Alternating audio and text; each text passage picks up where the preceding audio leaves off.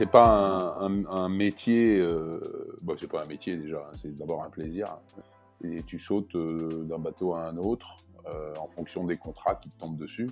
C'est intermittent du spectacle, tu vois, où pour faire Vendée Globe, Route du Rhum, mais Vendée Globe surtout, t'as vraiment ces 4 ou 5 dossiers qui sont sur la table et qui sont tout aussi importants les uns que les autres. Il y en a pas un qui est moins important. Comment ça commence, quoi? Veille de départ du Vendée Globe 2012.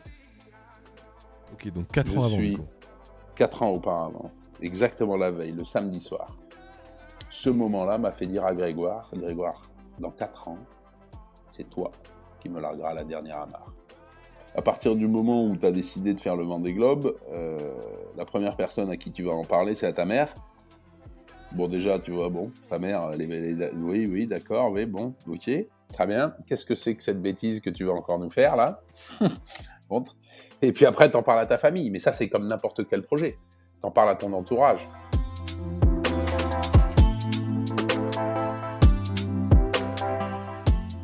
Fais de ta vie un rêve et d'un rêve une réalité, nous dit Antoine de Saint-Exupéry. Bonjour à tous, je suis Pierre-Arnaud d'Estremaux, voyageur et aventurier à mes heures perdues. J'ai créé le podcast Un bol d'air avec pour seul but de vous faire découvrir la face cachée de la vie des plus grands aventuriers, voyageurs et sportifs de ce monde, pour connaître tous les engrenages et les rouages qui façonnent finalement l'image publique que nous avons d'eux. L'idée est très simple, prendre 1 heure de leur temps pour vous partager les anecdotes les plus folles et vous faire rêver un peu. J'en profite pour remercier Mathieu Stéphanie qui anime le podcast Génération Do It Yourself et qui m'a insufflé l'envie de me lancer dans cette belle aventure. Si vous voulez connaître la vie cachée des plus grands entrepreneurs, n'hésitez pas à lui prêter l'oreille. Ces épisodes croustillent d'anecdotes intéressantes. Bonne écoute. Bon alors on accueille aujourd'hui Sébastien d'Estremaux sur le podcast Un bol d'air. Bonjour Sébastien. Bonjour. Alors Sébastien, pour résumer rapidement, donc toi tu es basé à Toulon, tu es père de 5 enfants, tu as participé à 5 campagnes de Coupe América, tu as préparé les Jeux Olympiques de Barcelone en 92, tu as été 6 fois champion du monde sur tout type de support et plus 3 fois encore en Europe. Tu es vainqueur de la Calero Solo Transat en 2016, également accompagné de finisher du Vendée Globe 2016 et tu as fini 2e à la Route du Rhum 2018. Sacré parcours, dis donc. Un peu éclectique, ouais. Comment tout a commencé? Comment tu t'es lancé là-dedans? Comment tu t'es retrouvé aujourd'hui skipper professionnel? Oh bah écoute, ça a d'abord commencé avec des navigations familiales quand on était petit, avec les parents sur des bateaux qui étaient des bateaux quoi, qui prenaient un peu l'eau. Et puis et puis à force de croisières et de balades et de choses comme ça, à l'adolescence, on a commencé à régater. Ouais. D'abord à petit niveau, localement.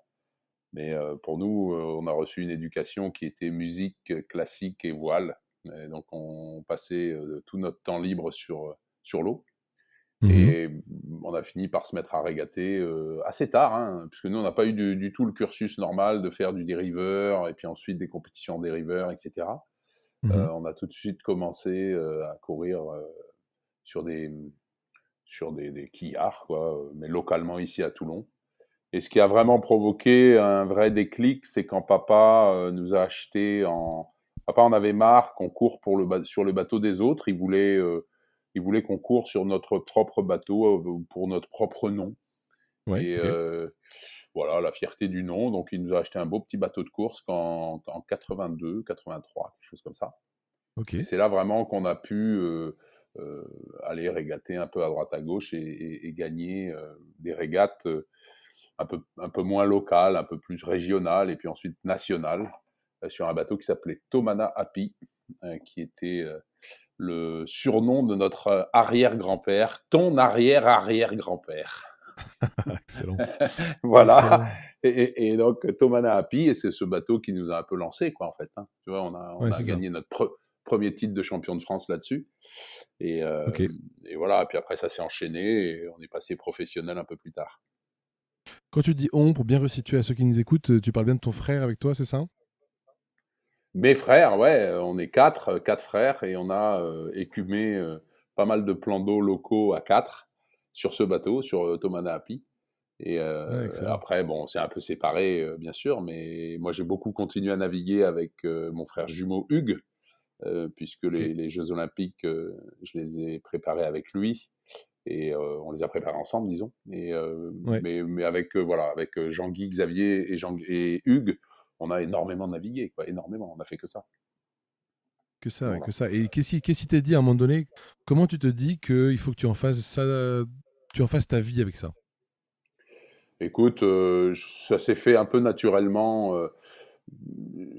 J'ai d'abord, quand j'avais, je sais plus, en 85, par là, j'ai ouvert une voilerie sur le port de Toulon. Et puis, dans le cadre de ce boulot, bah, j'allais régater avec des clients. Tu vois, beaucoup, beaucoup de Mhm. régates avec des Mhm. clients, de plus en plus de régates. Et puis après, je faisais tellement de régates que ben, j'étais plus à la voilerie, quoi. Et du coup, après les Jeux Olympiques de 92, c'est vraiment là où j'ai basculé dans le professionnalisme, puisque j'ai attaqué ma première campagne de Coupe América. Là, c'était la première fois que j'étais payé pour faire du bateau, en fait. Voilà, donc ça a commencé Ouais, là, après les Jeux Olympiques, c'est là où j'ai basculé j'étais semi-professionnel puisque je vendais des voiles, tu vois, je travaillais beaucoup sur des bateaux de course, bien sûr. mais j'étais pas payé pour naviguer. Et c'est après, avec la Coupe de l'Amérique, que j'ai été payé pour naviguer. Ouais, d'accord.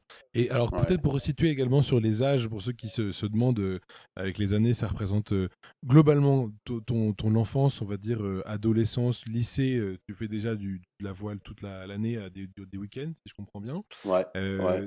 Là, par exemple, en 92, pour les Jeux Olympiques, tu as quel âge? Tu te lances, du coup, finalement, professionnellement, vers quel âge? Bah écoute, moi je suis né en 1964, donc en 92, bah, j'ai 30 ans, quoi, 28 ans. Ok, Et j'attaque vraiment cette carrière de régatier professionnel qui m'amènera sur tous les plans d'eau, sur tous les plans d'eau du monde en fait, hein, parce que quand bien tu sûr. commences là-dedans, moi j'ai arrêté tout le reste en fait. J'ai plus du tout travaillé dans un bureau après ça. J'ai travaillé sur les bateaux, quoi. Voilà, j'allais Ouais, bien sûr, mais ça fait sens. de régate en régate. À partir voilà, à partir de 92, je n'ai fait plus que ça. Ok. Mm. Ok, ok, ok. Et alors, du coup, tu as eu, je suppose, un certain nombre de difficultés à traverser. Comment t'as fait? C'est quoi le quotidien, finalement, de quelqu'un qui consacre sa vie à ça? Bah écoute, ça dépend si t'es bon ou si t'es pas bon. Si t'es, Je fais le si parallèle t'es- par rapport à quelqu'un qui est employé en CDI dans une société, qui va aller, un peu comme moi, hein, finalement, tous les jours Mm. dans un bureau. Toi, tu consacres ta vie à des entraînements sur des éléments très ponctuels, finalement, dans l'année. Comment tu fais si tu as des difficultés pour voilà, subvenir ce type de choses? Bah écoute, d'abord c'est pas un métier, bon c'est pas un métier déjà, hein, c'est d'abord un plaisir, mais c'est pas un métier où tu gagnes beaucoup d'argent, sauf si tu es très très bon. Il y a des gens qui ont gagné énormément d'argent, mais à très haut niveau, et c'était pas le mien. Euh, mais oui, tu vis c'est une vie de nomade, hein. Tu passes ta vie sur des plans d'eau, sur des super bateaux dans le monde entier, mais et tu sautes d'un bateau à un autre en fonction des contrats qui te tombent dessus. C'est intermittent du spectacle, tu vois, ou tu vois, contracteur, quoi. Voilà, quelqu'un qui va faire une gâche informatique dans une boîte et qui, le mois d'après, il va le faire dans une autre. Bah, c'est un peu pareil. Voilà, après, t'as des contrats qui se renouvellent. Tu fais un programme de 5 épreuves par an sur dans telle équipe, et puis tu auras en parallèle d'autres contrats à droite à gauche. Ouais, bien sûr. Voilà, voilà, c'est une drôle de vie en fait, parce que t'as pas vraiment de chez toi. Tu es toujours un peu sur la route, tu es toujours en train de faire ton sac ou de le défaire. T'as Voilà, un autre métier, tu disais que c'est quelque chose que tu aimes beaucoup, que c'est d'abord un plaisir et un métier. Alors, est-ce que du coup, à côté, on peut se demander, est-ce que tu as un vrai métier, un autre métier à côté? Est-ce que c'est pour bien comprendre, tu vois, pour l'année qui se passe, ouais, quoi? non. Non, non, j'ai pas. Enfin, à cette époque-là, de 92, c'est-à-dire à partir du moment où je bascule dans le professionnalisme jusqu'en 2003, Mhm. je suis exclusivement professionnel, mercenaire, quoi. Voilà. Pendant 20 ans, je ne fais que ça. C'est ma seule activité. Euh, Après, à partir de 2003, où là, bah, j'ai 40 ans, quoi, euh, je commence à me préoccuper sérieusement de l'après, Mhm. parce que ça va pas durer. Je suis pas assez bon, je suis pas mauvais, mais je suis pas assez bon pour être encore recherché, pour aller sur tous les bateaux du monde pendant très longtemps. Donc, je sais que ça va pas durer. Et à partir de 2003, la Coupe de l'Amérique 2003, juste après ça, j'attaque une formation de journaliste, Ok. journaliste sportif en Australie, une école de journalisme, l'Australian College of Journalism, qui me permet la communication m'a toujours bien intéressé et qui me permet de formater un petit peu ce que je faisais en dilettante, euh, et de le structurer un peu. Donc, j'ai fait cette école par correspondance pendant 2 ans, qui m'a permis d'obtenir un diplôme de ça et de pouvoir commencer à partir de 2005, malgré le fait que je continue à naviguer, mais je commençais à écrire des articles pour des magazines, voilà, être un peu publié à droite à gauche pour l'après carrière, quoi, parce que je savais que ça allait pas durer éternellement. Bien sûr. Et voilà, donc ma carrière sportive s'est arrêtée effectivement en 2010.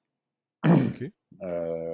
Enfin, de mercenaires, quoi, je parle. Mais à partir de, si tu veux, ma dernière Coupe de l'América, c'est 2010, mais à Mhm. partir de la Coupe de l'América 2006-2007, je commence à être sur la voie de garage, quoi. Je commence à être trop vieux, quoi. Voilà, Trop vieux pour cette ma course-là, carrière. tu saurais nous réexpliquer en rapidement pour ceux qui ne connaissent pas, en quoi consiste la Coupe de l'Amérique? Que tu as fait quand même un certain nombre de participations. Ouais. C'est quoi La, alors la Coupe de l'América, c'est vraiment ce qu'on peut appeler le pinnacle de la voile, c'est-à-dire que c'est des équipes de 120 personnes, enfin en moyenne une centaine, disons une grosse centaine de personnes. Ah oui, C'est des contrats qui durent 1 an et demi, c'est des budgets qui sont dans les 30 à 50 millions d'euros. Aujourd'hui, c'est 150 millions d'euros. Nous, on n'a jamais eu plus de 30, mais c'est déjà beaucoup d'argent. Et c'est 1 an et demi de contrat tous les 4 ans, à peu près. mhm, Euh, c'est très très dur, c'est de la très haute technologie, il y a une armée d'ingénieurs qui travaillent, t'as des mecs partout qui travaillent pour faire naviguer un bateau. Donc c'est vraiment le summum de ce qu'on peut trouver en voile. Euh, le, le, le reste n'arrive pas à la cheville de la Coupe de l'América, en fait. Quand bien tu as fait sûr. la Coupe de Ouais. l'América et que tu as fait... Moi, j'ai touché à tout, hein, j'ai touché à tous les milieux. Euh, quand tu as eu la chance de faire la Coupe de l'América, tu sais très bien que le reste, c'est très beau, hein, c'est très bien, c'est pas une injure, mais au niveau technologie et organisation et finances et compagnie, tu as la Coupe de l'América et le reste. Et, euh, et c'est super. Moi, je me suis régalé. Tu travailles de 6 heures du matin à 11 heures du soir pendant 1 an et demi sans un jour de vacances et t'as qu'une envie, c'est que ça recommence. Parce que c'est un truc énorme. Mais c'est hyper difficile. Et puis surtout quand tu prends des râteaux, comme on s'est pris des râteaux. Bah, tu m'étonnes. Comment Ouais, tu mais concilies ça avec ta vie familiale du coup? Est-ce que tu as le temps de les voir dans l'année? Comment tu fais pour t'organiser? oh, je vais te résumer ça en 2 divorces. Mhm. Voilà. Et puis, et puis voilà. Donc, tu D'accord. vois, non, c'est une vie hyper égoïste en fait, hyper égoïste parce que j'avais pas, honnêtement, j'étais pas assez bon pour être payé suffisamment cher pour, voilà, j'étais bien payé, mais Mhm. j'étais pas très bien payé. Tu vois, j'ai pas gagné d'argent. Moi. J'étais pas, soit pas assez bon, soit pas assez bon négociateur, j'en sais rien, mais en tout T'as cas, quelqu'un qui t'aide au quotidien, un coach, quelqu'un à qui tu pas fais du tout. aveuglement confiance pour ça? Pas du tout. Non, pas Tu du te tout, débrouilles pas tout du tout. seul, quoi. C'est vraiment. Ouais, ouais, ouais, C'est ouais, quoi ouais, mm, ouais. la journée type du coup? La journée type d'un skipper comme toi, c'est quoi sa journée type? Ah bah alors attends, ça dépend de quoi on parle. Si on parle de cette époque-là ou si on parle de aujourd'hui, parce que moi, ma vie a complètement changé en 2016 à l'occasion du Vendée Globe. Donc, si tu veux, jusqu'en 2010, si on reprend le cours, le cours de l'histoire, en 2010, je fais ma dernière campagne de la Coupe de l'América pour les Suisses. Mhm. pour Alinghi. Et après ça, je bascule dans le journalisme complètement et à 100%, où je crée un magazine vidéo sur la voile qui s'appelait Desktop News, Ok. qui à l'époque fonctionnait très bien. C'était un hebdomadaire, un journal vidéo. D'abord Internet et puis ensuite qui a été vendu à plusieurs chaînes de télévision. Donc c'était vachement marrant. Euh, je pouvais faire ça un peu n'importe où, de n'importe où, et puis on me baladait à droite à gauche pour aller sur des régates, couvrir les événements. Ça me plaisait beaucoup. Ouais. Jusqu'au Vendée. J'ai fait ça jusqu'à un an à peu près avant le Vendée Globe 2016, Ok. où là, je pouvais plus lier la préparation du Vendée Globe et le journalisme. Ça faisait trop. Ouais. Si tu veux. Enfin, ça faisait trop. C'est pas que ça faisait trop, mais c'est que pour faire ce que je faisais en tant que journaliste, il fallait passer vachement de temps dessus, être créatif, se renouveler. Voilà, il fallait être vraiment focus dessus, et mon focus, il était sur le Vendée Globe. Donc, Mhm. au bout d'un moment, j'ai essayé de lier les deux pendant 2 ans, 3 ans, et puis un an et demi avant le Vendée Globe, j'ai tout arrêté pour me consacrer au Vendée Globe. Bien sûr. Voilà, parce que le Vendée Globe, c'est pas une mince affaire. Donc, voilà. Donc après, une fois que tu as attaqué la préparation du Vendée Globe, qui est un truc qui est complètement, euh, comment dire, complètement, d'abord c'est un aspirateur, quoi. Tu vis et tu respires le Vendée Globe nuit et jour, et puis Mhm. c'est quelque chose que tu portes entièrement. Par contre, ça c'est la grosse différence, tu vois, avec ce que j'ai fait avant. Avant je faisais partie d'équipe. J'étais plus ou moins haut placé dans l'équipe, mais je faisais partie d'une équipe, j'étais pas le patron. Et alors que là, le Vendée Globe, tu fais tout de A Mhm. à Z, donc tu portes tout. Et donc ça demande une énergie assez considérable en fait. Ouais, Et t'es entrepreneur en fait, en quelque alors sorte. Tu mènes ton complètement, business. complètement, complètement. C'est une entreprise avec 4 ou 5 volets qui sont très liés mais très séparés en fait. Tu as le côté admin, finance, Bien sûr. technique, sportive. Tu vois, voilà, c'est des sujets. T'as 4 ou 5 dossiers ouverts sur la table en permanence, et puis tu passes de l'un à l'autre Ouais. euh, en fonction Comment? de, en fonction des besoins.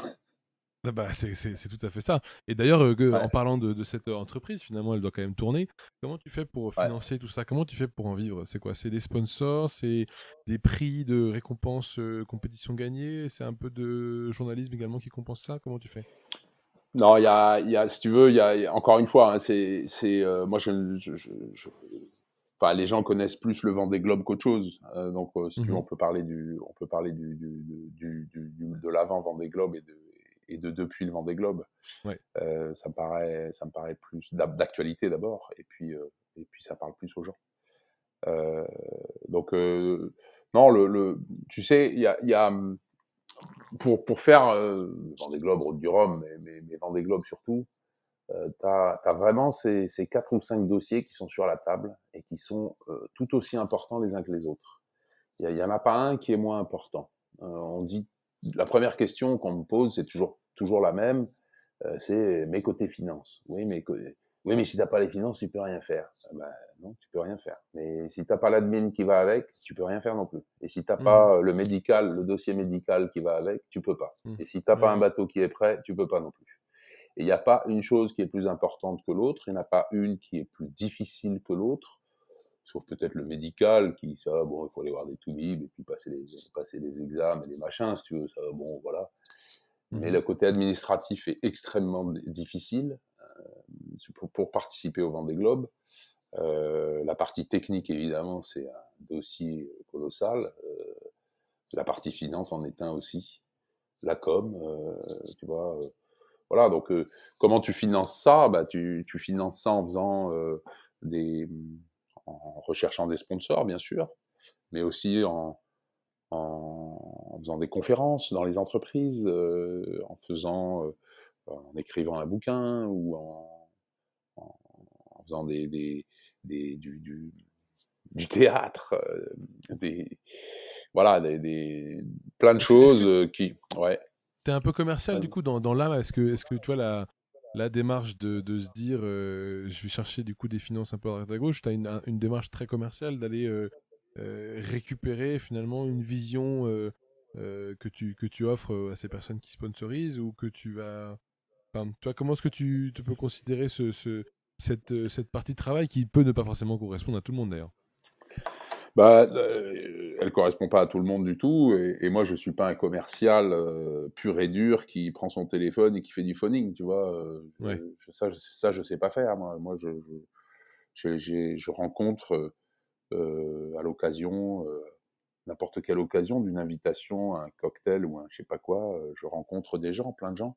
À Mhm. l'occasion de conférences, je rencontre plein de gens, et c'est en fonction des rencontres que bah, voilà, le courant va passer avec quelqu'un, il a envie d'en savoir un peu plus, de connaître mieux l'histoire, et puis éventuellement d'y participer. Mais je ne suis pas du tout structuré pour faire de la recherche de sponsoring, pas du tout, pas du tout. Et je suis pas très bon d'ailleurs, mais, mais bon, je peux pas faire autrement, je ne vais pas changer qui je suis. Et, et on n'est pas organisé pour, hein, clairement. Hein. On pourrait être nettement meilleur. Euh, mais voilà, c'est à l'occasion de rencontres, vraiment. Après c'est du réseautage, voilà. Tu vas présenter ton truc à un groupe d'entreprises, un club Ouais. tu sais, des clubs d'entreprises, il y en a plein.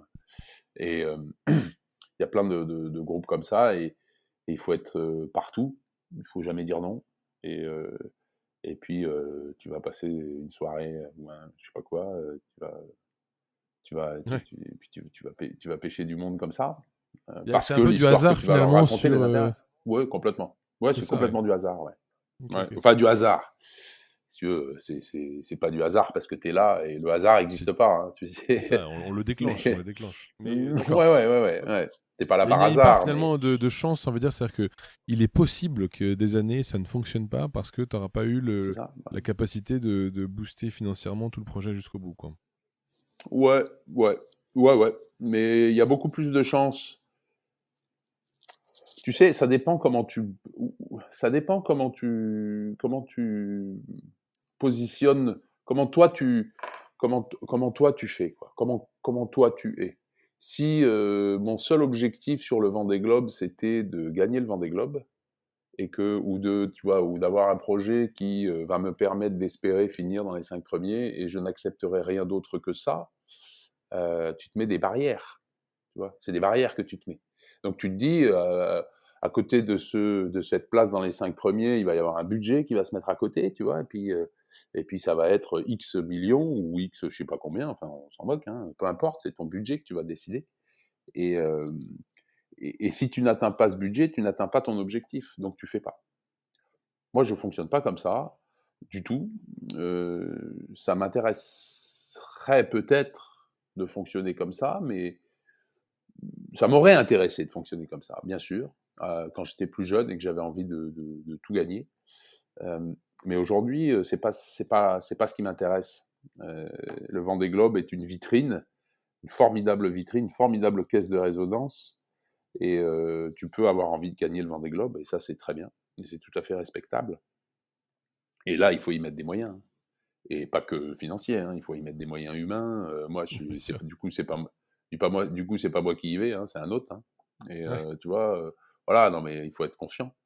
Et, mais par contre, faire ouais, je vais te donner un exemple. Toi, tu peux avoir envie de partir faire le tour du monde. Ah, Mhm. allez, faire le tour de l'Australie. Voilà, tiens, tu vas aller faire le tour Mhm. de l'Australie avec femme et enfant. Et tu te dis, ouais, ben chérie, on va partir faire le tour de l'Australie, mais on va partir sur un camping-car, 3 pièces cuisine, tu vois, satellite à tous les étages, Internet H24 et compagnie, tu vois. Et le Mhm. budget de Mhm. ça va être 500 000 euros d'acheter le bazar, tu vois. Et là, tu te dis, voilà, tu as deux choix. Tu les as pas, les 500 000. Hein. Donc, tu te dis, il y a deux choix. C'est soit tu pars pas, Ouais. faire ton tour du monde, ou ton tour de l'Australie. Soit tu te dis, écoute chérie, tant pis pour l'Internet, tant pis pour le 3 pièces cuisine, tant pis pour ceci et pour cela, on va aller acheter un camping-car à 50 000 euros plutôt, mais on va le faire, le Tour de l'Australie. On va le faire. Tu vois? Et c'est tout. C'est toi qui décides de ça. C'est aussi simple que ça. Et moi, ben, j'ai aucun problème pour faire le Vendée Globe à 50 000 euros. Ou le Tour de l'Australie. Enfin, tu vois ce que je veux dire? J'ai aucun problème. Mais ça ne veut pas dire que je crache sur 500 000 euros. Hein. Tu vois, c'est pas du tout ça. Mais j'ai pas de problème pour, pour descendre mon ambition à un niveau que j'arrive que j'arrive à maîtriser. Tu vois, voilà. Et nous, on a un programme, pour en revenir au Vendée Globe, on a un programme technique à tiroir. Et ce programme, il est en fonction des finances qu'on a. Et Ouais, bien sûr. tu vois, voilà, la dernière fois, on est parti avec des bouts de chandelle. Et cette fois, c'est pareil. On va partir avec le plus petit budget de la flotte parce qu'on n'a pas trouvé les moyens d'avoir plus.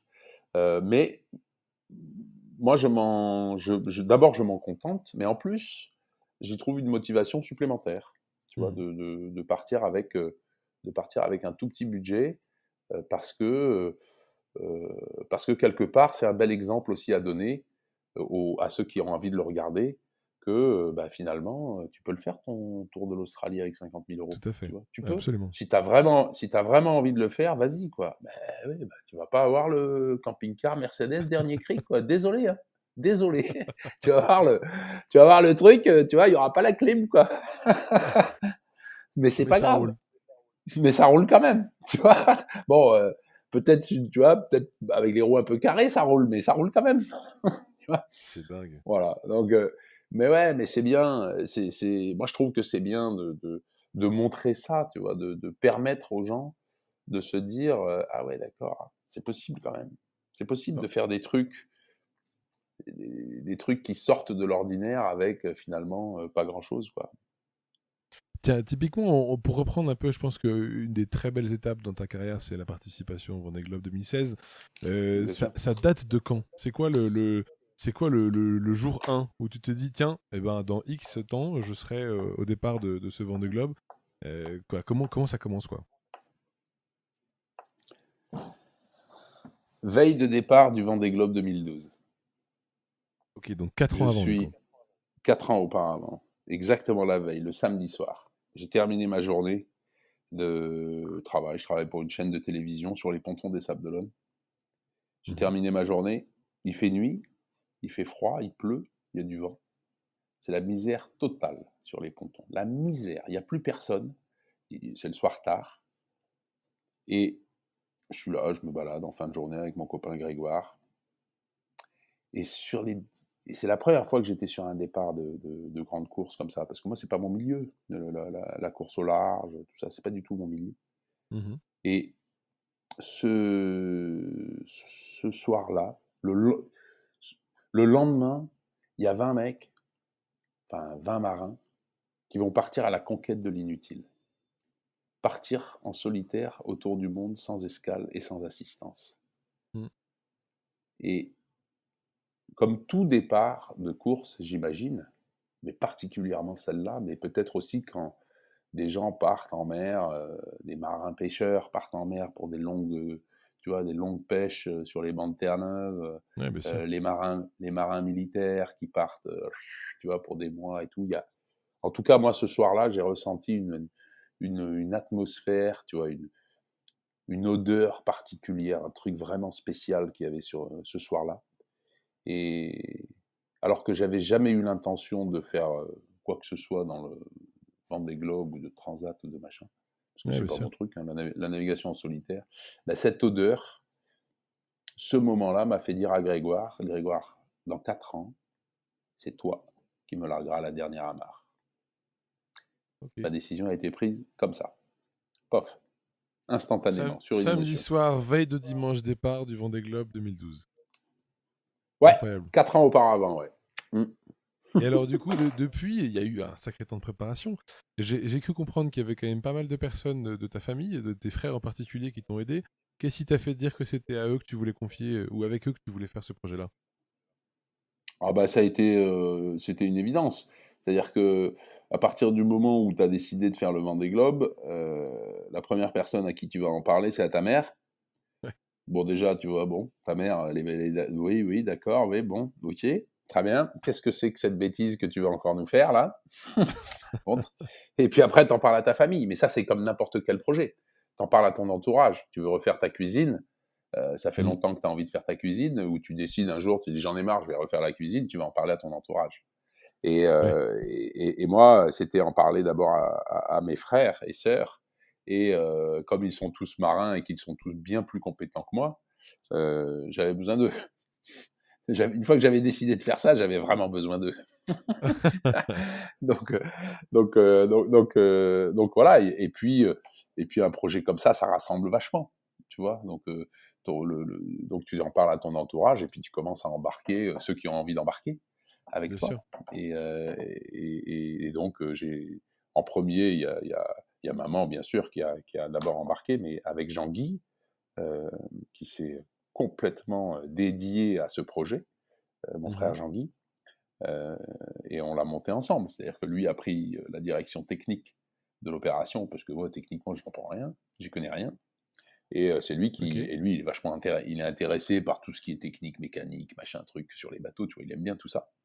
Et donc, c'est lui qui a complètement pris en charge ce dossier-là, pendant que moi, je m'occupais du reste.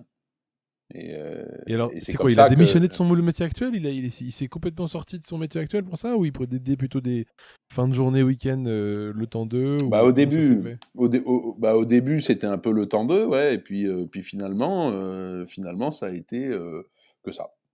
Ça a été plus que ça. Il a passé son temps à préparer le bateau. Ouais, ouais, il a vraiment passé un temps considérable sur ce projet-là, ouais. Et à rassembler les copains, et il l'a fait entre copains, quoi. Ouais, ouais, ouais. Ouais, Et c'était, OK. mais c'est une histoire super, tu vois, parce que évidemment, quand tu veux faire le Vendée Globe avec 300 000 euros, tu vas pas avoir beaucoup de gens, tu vois, tu vas Mmh. pas payer grand monde, hein, tu vois, faut pas rêver, quoi. Mmh Donc, mh. donc on l'a fait ici localement. Les gens, les copains qui entendaient parler de ce truc, bah, ils étaient intéressés pour venir filer un petit coup de main, et puis un deuxième petit coup de main, et puis à la fin on était 25. Il y avait 25 Ah, c'est personnes, excellent. tu vois, qui travaillaient sur le bateau. Et, c'est une super histoire pour ça, tu vois. C'est une super histoire humaine, tu vois. C'est vraiment chouette. Voilà. Donc ça, Puis ça, c'est une sacrée entreprise finalement, 25 personnes, enfin, ça devient presque important de pouvoir être capable de tout gérer, quoi. De gérer chacune des personnes, sur leur, rôle en particulier. ouais, ouais, ouais, ouais, ouais. Alors, il y avait, ouais, ouais, ouais, c'était génial. C'était génial. On avait il y avait des, c'était une catastrophe. C'était super. À quel point, dans l'entreprise, typiquement, on parle souvent de communication interne, externe, toute la gestion, RP avec les médias, et cetera. À quel point vous, aujourd'hui, 2012-2016, ça a été, 4 années concentrées sur, de la visibilité, extérieure finalement, avant de parler de la partie formation, préparation, mentale et physique et technique sur la partie voile, à quel point est-ce que l'entreprise, elle représente d'abord, une visibilité, une notoriété finalement médiatique. Alors, oui, bien sûr. Bien sûr. Alors, d'abord, faut dire que sur ces 4 ans de préparation, pendant 2 ans, il s'est rien passé. Pendant 2 ans, moi, j'ai réfléchi à des solutions pour essayer de trouver les fonds, tu vois, pour essayer de monter l'entreprise. Bon, j'y arrivais pas, j'arrivais nulle part, tous les projets que j'avais, ça fonctionnait pas. Donc finalement, j'ai décidé que, bah, il fallait que pour que ce projet se construise localement ici à Toulon, hein, parce qu'à Toulon, il y a jamais personne n'a fait le Vendée Globe. Entre Marseille et Menton, jamais personne n'a fait le Vendée Globe, jamais. Tu vois, on ne sait pas ce que c'est le Vendée Globe. Ici à Toulon, ça s'écrit Vendée Globe, c'est en 3 mots, tu vois. C'est pas, là, on partait de loin, quoi, hein. Et donc, il y a pas, y a pas une personne qui sait ce que ça veut dire. Donc, je me suis dit, il faut un bateau, il faut que j'ai un IMOCA dans le port.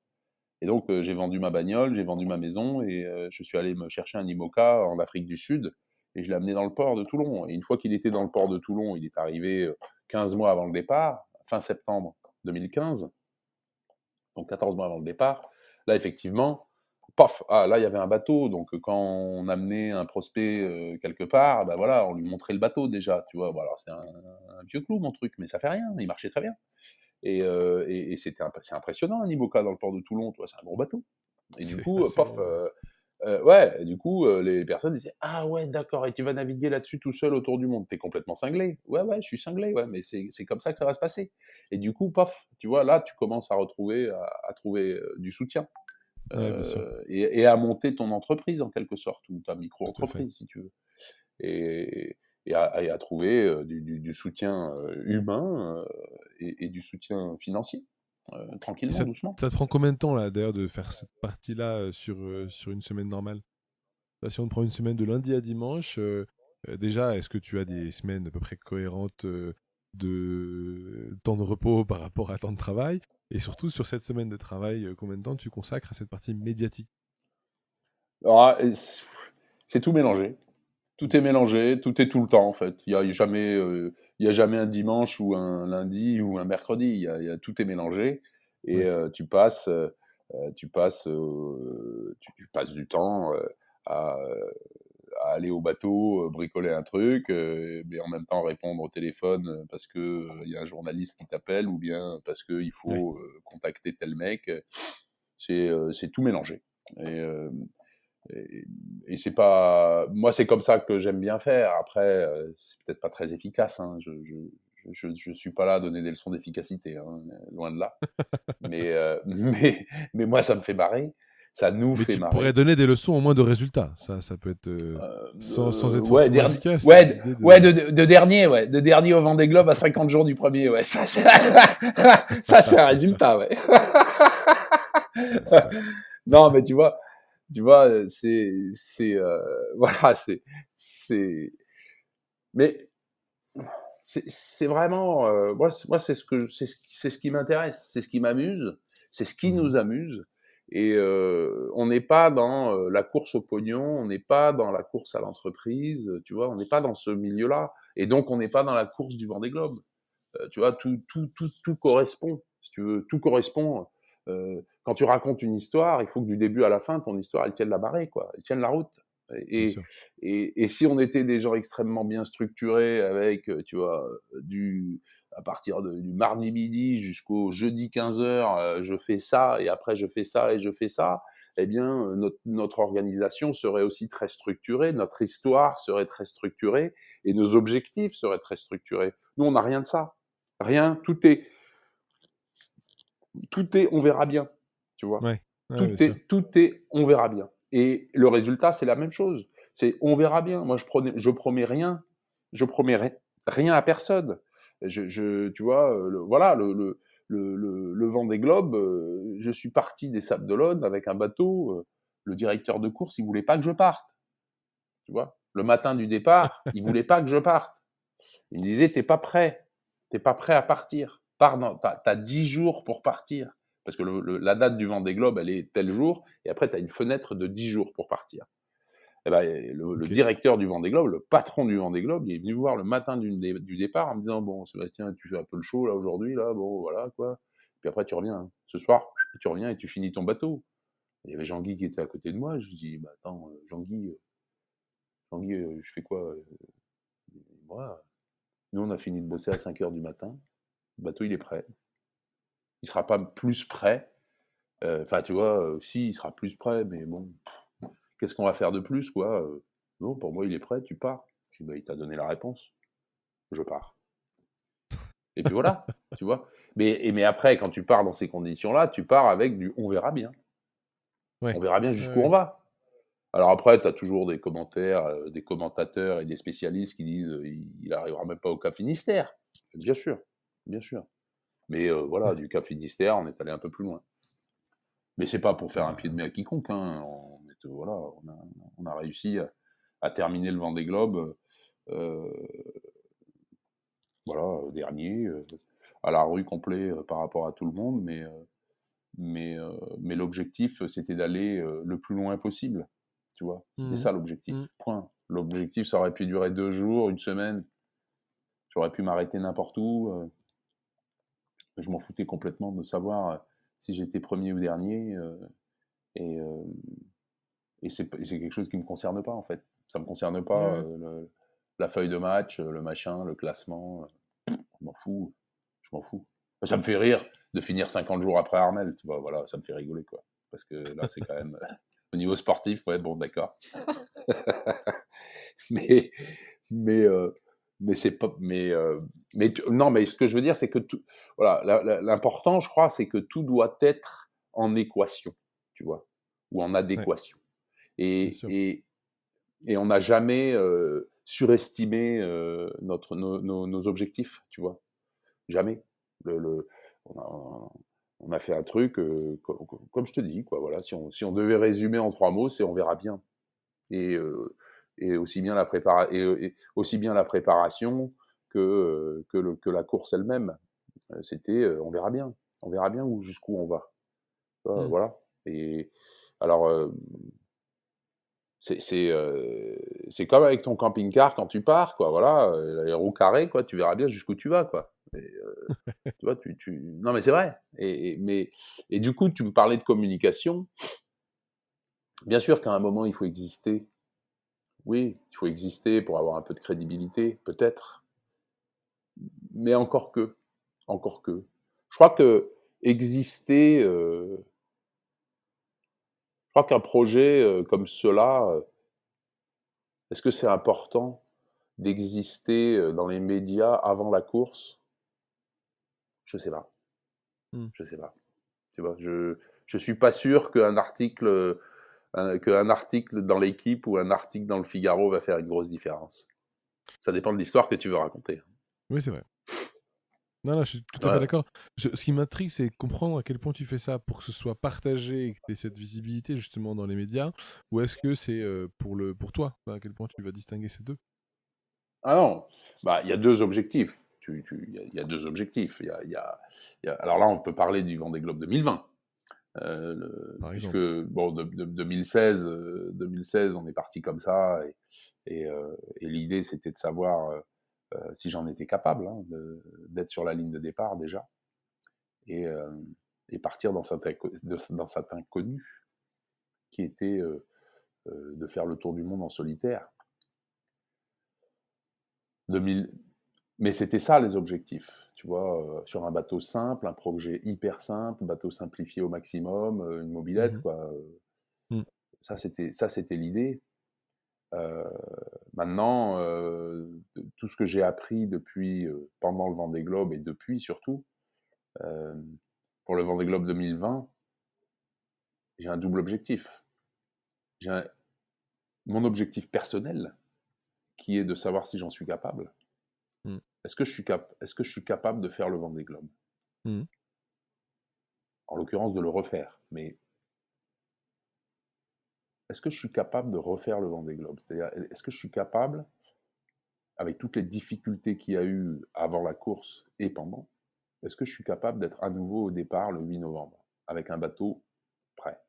Premier truc. Et ensuite, est-ce que je suis capable de retourner dans les mers du Sud en sachant ce qui m'attend? Mmh. Est-ce que j'en suis capable? Ça, c'est mon objectif personnel. Après, j'ai appris, et je l'apprends encore tous les jours, que le Vendée Globe est une immense caisse de résonance pour le public qui le regarde. C'est Mmh. immense. Les valeurs, comment le public est touché par le Vendée Globe, par les histoires qui sont racontées par ces mecs qui vont faire ce truc complètement dingue. Mmh.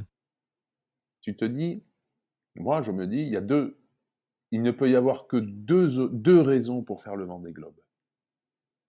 La première, ou la deuxième, peu importe, il n'y a pas d'ordre, mais une raison, c'est tu vas faire le Vendée Globe pour le gagner.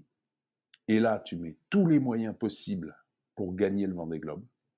Tu ne gagneras peut-être pas, hein, mais au moins tu auras mis tous les moyens. Financiers, humains, techniques, tout ce que tu veux, il n'y a pas de limite.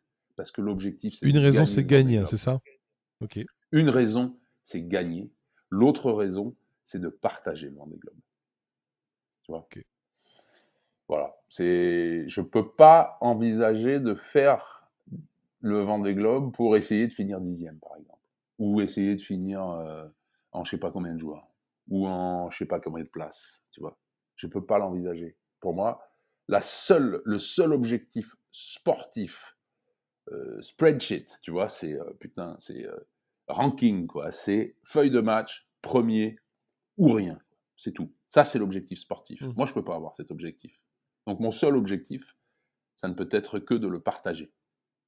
Parce que partir faire le Vendée Globe avec un objectif sportif qui est de dire je vais faire premier des rivers, je vais faire premier des bateaux de plus de 20 ans, je vais faire premier, enfin tu vois, peu importe quoi, avoir un objectif sportif, c'est se mettre une contrainte,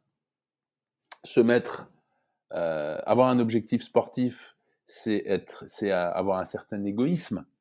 Tu peux pas avoir d'objectif sportif si t'as pas un brin d'égoïsme, tu vois. Et donc le Vendée Globe est tellement fort pour les gens qui le regardent que avoir un brin d'égoïsme dedans, c'est dommage, tu vois. Je te parle pas d'une autre transat, hein. Je te parle pas d'une transat, Ouais, bien sûr. tu vois, où là tu peux avoir. Mais le Vendée Globe, c'est le Vendée Globe. C'est colossal. Auprès des gens, c'est colossal. Quand je fais une conférence et que tu as 500 personnes qui viennent à une conférence, tu te dis, mais d'où ils viennent ces gens, quoi? Pourquoi ils sont là? Tu vois? Pourquoi ils viennent écouter un mec qui a fini dernier au Vendée Globe? Dernier, tu vois? L'autre jour, je fais une conférence à Bandol, c'est juste à côté, là. C'est un village. Le Vendée Globe, là-bas, la mairie me donne une salle avec 450 places. 3 ans après l'arrivée du Vendée Globe, tu vois. Je me dis, mais attends, mais il va y avoir 20 personnes dans la salle, quoi. Ça va être ridicule. Il y avait 600 personnes, il y avait des gens partout dans les escaliers. Partout. La salle était blindée. Et je me suis dit, mais pourquoi les gens? Pourquoi un mec qui vient raconter une histoire comme ça, et c'était il y a quelques mois, hein. Pourquoi? Parce que c'est le Vendée Globe. Parce que enfin, le Vendée Globe. Parce que ça m'a choqué, tu vois. Ça m'a vraiment choqué, ça. De voir que dans un petit village où le Vendée Globe, tu vois, il y a 3 ans en plus, tout le monde a oublié, ben non, tu vois, les gens, ils sont venus en nombre, en surnombre, pour écouter l'histoire d'un mec qui a fait le Vendée Globe. Je suis allé à Dubaï, il y a 1 mois. Je suis allé faire une conférence à Dubaï. Il y avait 50 personnes dans cette assemblée. Les personnes qui étaient à Dubaï n'avaient jamais entendu parler du Vendée Globe. Ils ne savaient pas ce que c'était. La conférence, elle dure 1h30. Et ces gens, pendant 1h30, ils ne savent pas de quoi je parle. D'accord? Ils ne savent pas ce que c'est que le Vendée Globe, ils ne savent pas ce que c'est qu'un IMOCA, ils ne savent pas ce que c'est que le vent, ils ne savent pas ce que c'est que la mer. D'accord? Pendant 1h30. Les gens, ils ont été complètement à 100% dédiés à ce que je leur racontais. Pourquoi? Parce que c'était un mec qui partait en solitaire faire le tour du monde, sans escale et sans assistance. Point barre. Et on est né comme ça, on a grandi comme ça avec Jules Verne, avec Ulysse, avec Magellan, tu vois, Christophe Colomb, tu vois. Ouais. Et ça suffit. Ça suffit à faire rêver les gens, tu vois. C'est aussi simple que ça. Les mecs, ils s'en balancent que j'ai fait 18e, dernier, 5e, 8e. Ils s'en balancent, tu vois. Ils s'en foutent. C'est pas grave. Parce que s'ils en avaient quelque chose à foutre, ils viendraient pas. Hein. J'ai fini dernier.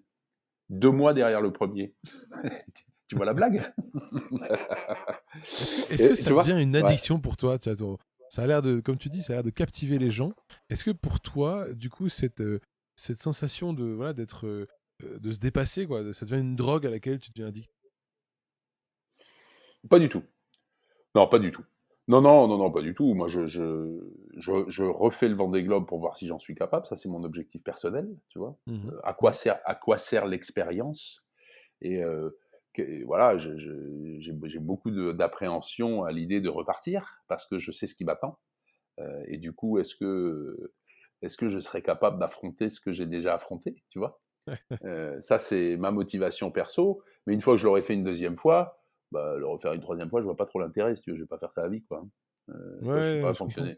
Je suis pas un fonctionnaire du Vendée Globe, moi. Tu vois, ça m'intéresse personnellement. Ce défi-là m'intéresse et il faut un moteur pour partir là-bas. Hein.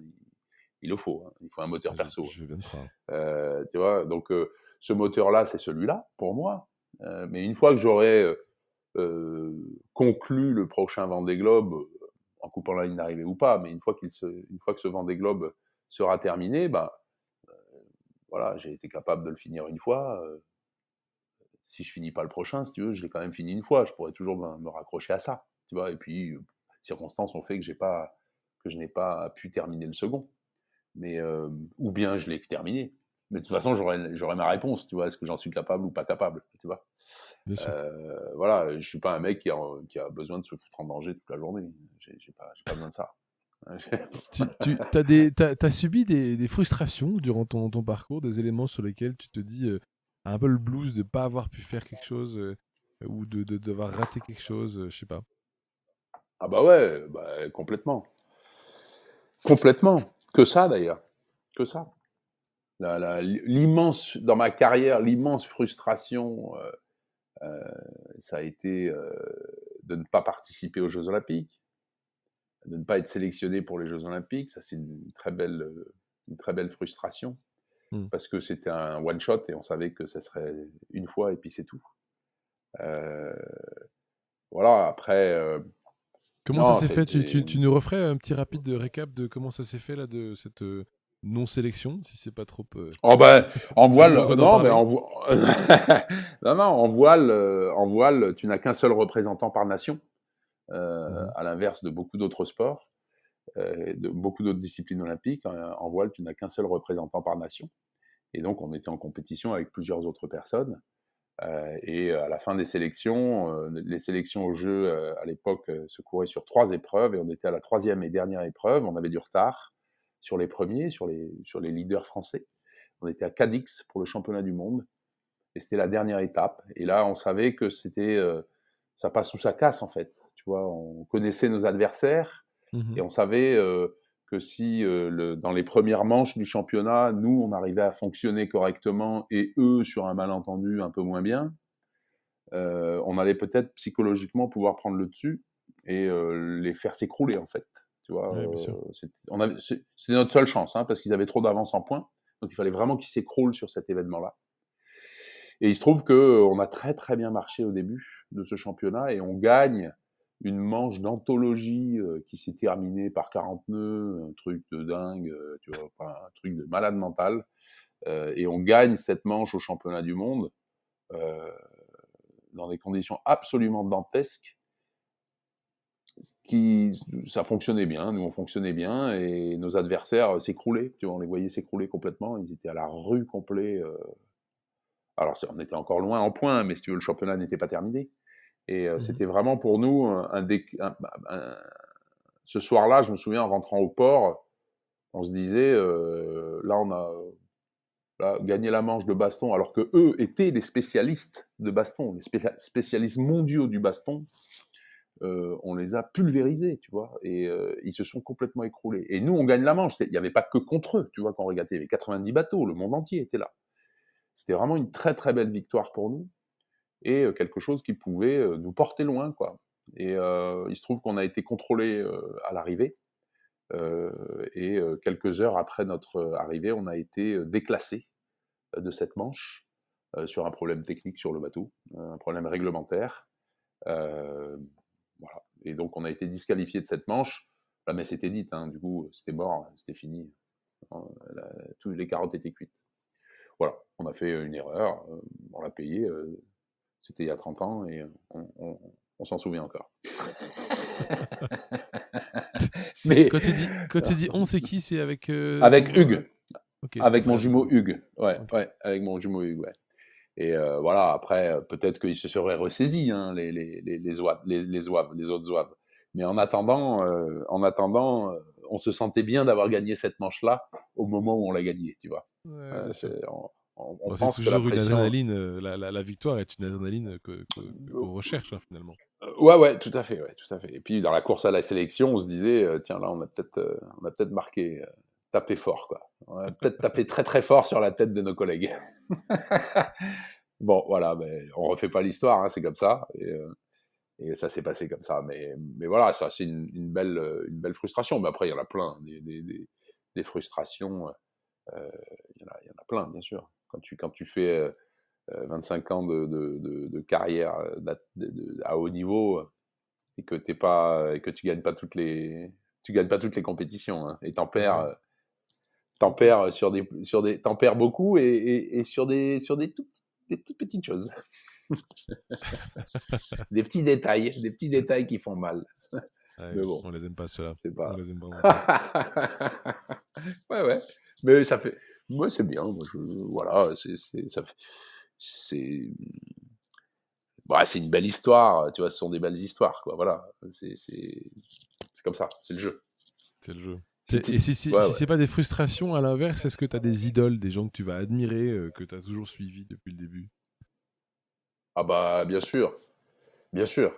J'ai eu la chance de naviguer avec les plus grands skippers, tu vois, anglo-saxons, Mhm. de la Coupe de l'América.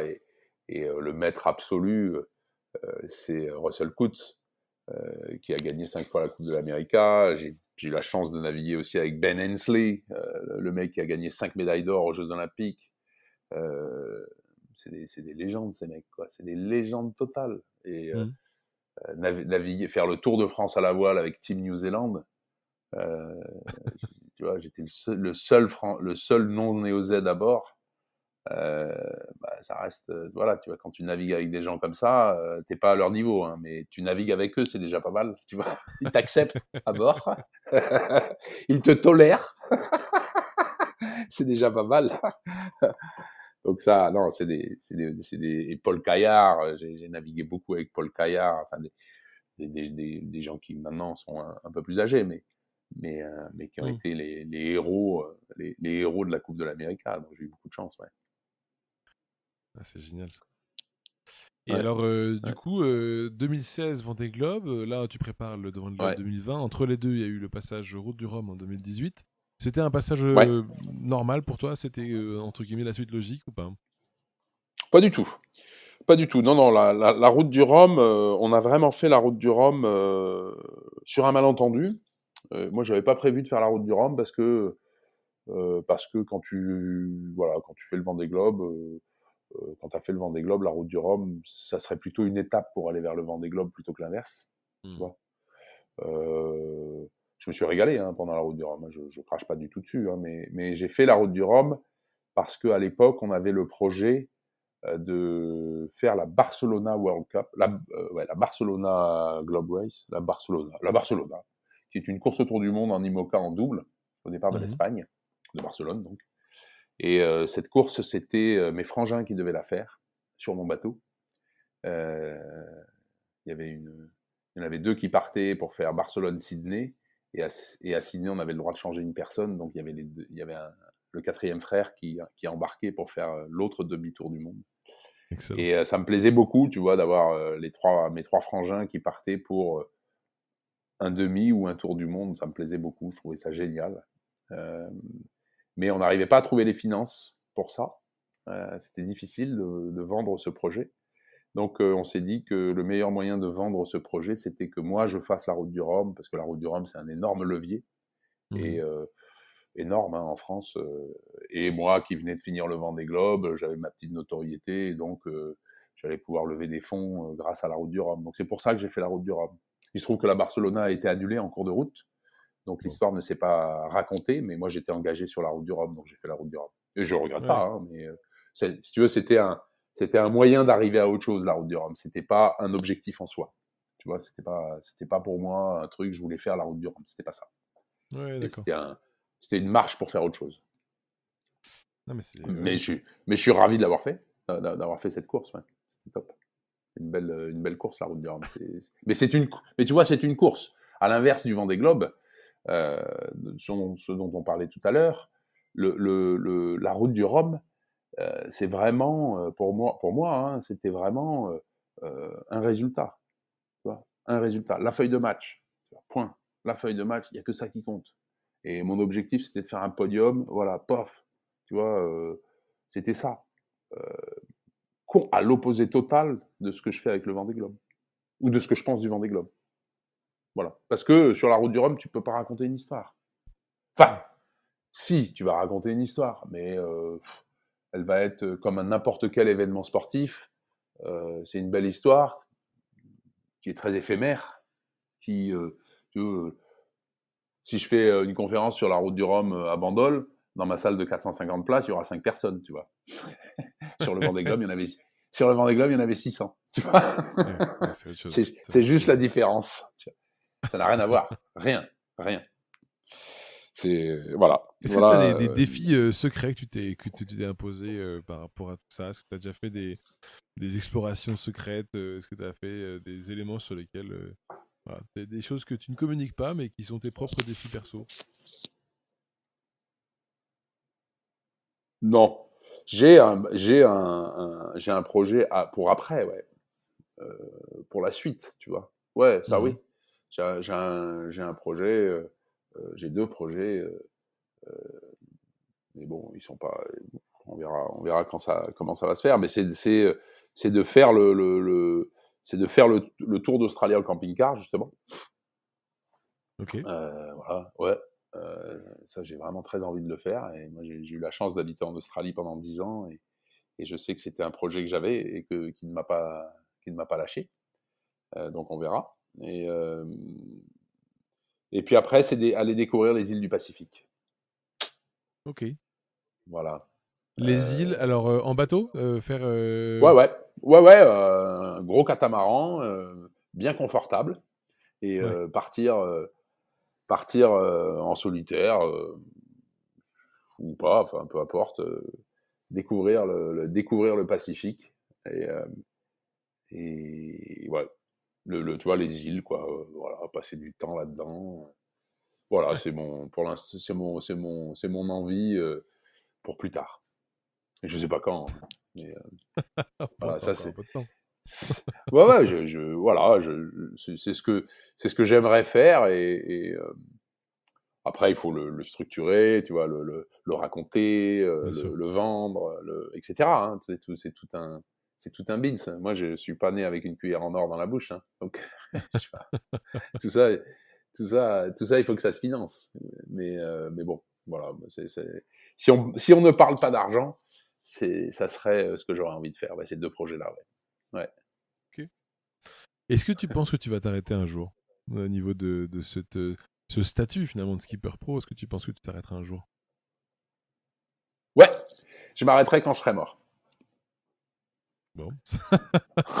Il y a que ça. C'est-à-dire que même, tu vois, il y a pas une notion de condition physique que tu dois garder pour être capable d'aller hisser la voile, border, affaler le spi, tout ça, quoi.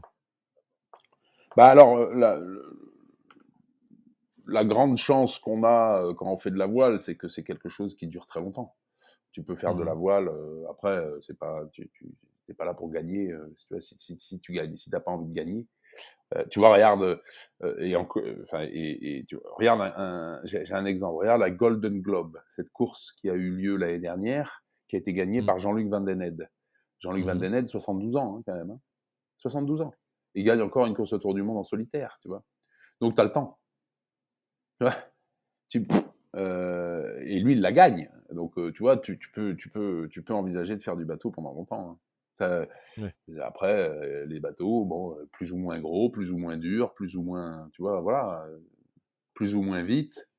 Euh, non, mais tu vois, voilà, moi, pour te faire un parallèle, j'ai arrêté la Coupe de l'América en tant que navigant en 2007. Mhm. C'était sur les classes America euh, en 2007, mais aujourd'hui, la Coupe de l'América, je serais incapable de monter sur les bateaux actuels. Incapable, tu vois. Les bateaux actuels là, qui volent, qui machin, qui truc, là, je serais incapable de faire ça. Tu vois. Donc voilà, parce que je suis trop vieux. C'est pas c'est pas ma vie, quoi. C'est plus mon truc, tu vois. Donc, bah, mais ça veut pas dire que j'ai arrêté la voile pour autant. Mais ça, je peux plus le faire. Parce que Ouais. ça a changé, ça a évolué, et puis moi, j'ai vieilli. Et donc, euh, je pourrais pas faire le Vendée Globe, mais je pourrais peut-être faire le Golden Globe. Ou je pourrais peut-être me balader avec mon catamaran dans les îles du Pacifique, tu vois. Il n'y a pas d'âge pour ça. Tu vois. Non, ça, il n'y a pas d'âge, c'est vrai. Pour en faire à titre Ah, perso, c'est, c'est vrai que c'est. Il n'y a pas d'âge pour ça. ben ouais, non, il n'y a pas d'âge. C'est la beauté de la voile, c'est que tu peux vraiment, c'est vraiment un truc qui dure, quoi. Qui y a pas Ouais. mais physiquement, tu t'adaptes et puis c'est tout. Tu fais les choses tu utilises ton expérience. Voilà. Tu anticipes. Tu anticipes. Qu'est-ce que tu dirais à quelqu'un qui veut se lancer dans ce type d'activité? Ça va bientôt faire 1 heure là qu'on discute. Qu'est-ce que tu dirais à quelqu'un Ouais. qui demain veut se lancer dans ce format de vie, toi, d'être skipper à plein temps? Comment tu lui dirais? Quel conseil je pourrais donner? Le Ouais. premier, ne le fais pas. Non, non, je déconne. Non, mais bah, il faut être prêt à sacrifier Mm. énormément de choses pour ça, énormément. C'est, on se rend pas bien compte. On se dit, c'est facile de voir le côté glamour du truc, hein. Tu Mhm. vois, le mec, c'est bon quoi, il voyage là, il passe d'un continent à l'autre sur des bateaux, des trucs, ou alors il va faire le tour du monde, après il passe à la télé, je sais pas quoi, tu vois, c'est super glamour, hein. Mais derrière, il faut vraiment avoir envie de le faire, quoi. Parce que ça va coûter cher. Ce style de vie coûte cher. Coûte cher, non pas financièrement, hein, mais ça coûte cher Humainement, vis-à-vis de tout le ouais, monde. ça, c'est ça. Humainement, Ouais. ouais. Ouais, ouais, humainement, ça coûte très très cher, ouais. Je- je- Alors peut-être que c'est parce qu'on n'est pas assez bien structuré. Peut-être que si on était très bien structuré dans notre tête, si on était bien carré, bien formaté, tu vois, bien tout comme il faut, peut-être qu'on arriverait justement à cloisonner le truc et à avoir la partie, tu vois, active, business, machin, truc, bidule, comme on a dans la vie normale, comme toi tu as, comme beaucoup de gens ont, et avoir les Ouais. week-ends, tu vois, pour la famille, etc. Peut-être que c'est ça qui a fait que moi, ça m'a tout bouffé, tu vois, parce que je mélangeais tout, Mm. et je suis comme ça. Et du coup, je peux pas te donner tu vois, je peux pas donner un conseil à quelqu'un de, enfin, je le regarde avec mes yeux, quoi. Tu vois, je peux pas le Ouais. regarder avec d'autres yeux que les miens. Et, Ouais, bien sûr. et, euh, et mes yeux, c'est, attends-toi à faire de sacrifices, quoi. Mais il y en a qui arrivent très bien, hein. Il y a des gens qui arrivent à tout à fait pallier, tu vois, à manager leur truc super et avoir une carrière formidable, tout en ayant une vie familiale formidable, etc. Moi, j'ai pas de vie familiale, j'ai rien. Tu vois, C'est quoi j'ai rien, ton, j'ai ton tout. pire coup de stress dans cette histoire là finalement? Comment, depuis ton début de carrière, c'est quoi la pire période, le pire moment? Le moment où tu regrettes, tu vois, d'avoir pris ce chemin. Est-ce qu'il y a un jour où tu regrettes d'avoir pris ce chemin? Non, je regrette pas. Non, non, je regrette pas.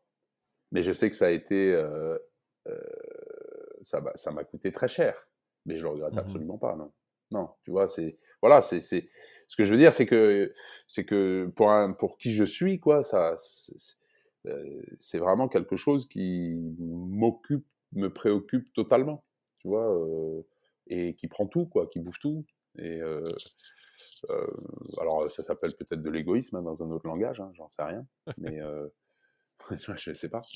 Mais, euh, mais je crois pas que ce soit de l'égoïsme. Tu vois, je crois vraiment que c'est c'est ce dont on parlait tout à l'heure, qui est cette espèce de bordel organisé qui fait que rien n'est structuré en fait. Moi, je suis pas Mhm. structuré. Moi, je suis Mhm. pas allé à l'école déjà, tu vois. Donc l'école, ça structure. Moi, j'y suis pas allé. Alors, je dis pas que, tu vois, c'est pas de ma faute. Hein, c'est pas ce que c'est pas une excuse hein, que je me trouve, c'est une explication. Ouais. Et voilà, donc je suis incapable je suis pas structuré, quoi. Donc, tout. Autant, voilà, les 5 dossiers dont on parlait au début, bah, ils sont toujours ouverts sur ma table et j'en ferme jamais un seul, tu vois. Ouais. Ben voilà, bah, ma vie, c'est pareil. La voile et ce que je fais, c'est pareil. C'est tout mélangé, c'est tout ensemble. Et voilà. Et ça fait qui je suis. Mais Ouais. bah, c'est pas forcément enviable, hein. Enfin, je- ouais, c'est pas forcément enviable. Je sais pas si c'est enviable. Je ne peux pas changer en tout cas. Tu vois, je sais pas. Alors, il faut Voilà. assumer ses choix de vie. Je pense que c'est quelque chose qui est quand même, c'est ce qui permet aussi de bien se projeter pour la suite. Pour Ouais, terminer là rapidement, Sébastien, avant qu'on puisse ouais. se quitter, est-ce que pour te suivre, comment on fait? Est-ce que tu as des livres, des films, si tu es présent sur les réseaux sociaux? Comment est-ce qu'on fait pour te contacter? Oh bah, pour me contacter, c'est assez facile. On a bon, il y a tous les réseaux sociaux où si on tape mon nom, on trouvera Sébastien Destremaux, ça sortira sur Facebook, Twitter, Instagram et compagnie. Ok, Ensuite, bah, il y a mon bouquin Seul au monde qui a eu son succès, qui est édité chez IXO, ok, qui est une belle histoire, une belle histoire, très bien, ça a été bien écrit, qui a été décliné en BD, en livre audio, en livre poche, en pièce de excellent. théâtre, en plein de choses. Donc, si on veut me contacter, ça doit être faisable, je pense. Bon, bah, ça roule. Superbe. Voilà. Merci Sébastien. Donc si je comprends bien, on se retrouve potentiellement en novembre du coup. La Le, date exacte le 8 pour ceux qui nous novembre. écoutent? Le 8 Le novembre 8 2020. novembre Superbe. à 13h02. À 13h02. Bon, bah, superbe. Bah, écoute, 13h02, c'est le départ du Vendée Globe. génial. Bon courage pour tes préparatifs du coup. Hein. À Ouais, bientôt. merci beaucoup. Ciao, merci, bye bye. Si vous avez aimé ce podcast, n'hésitez pas à le partager à au moins 2 personnes pour le faire connaître encore plus. Et pour ne rien rater des prochains épisodes, abonnez-vous à la page Facebook et à la chaîne. À bientôt.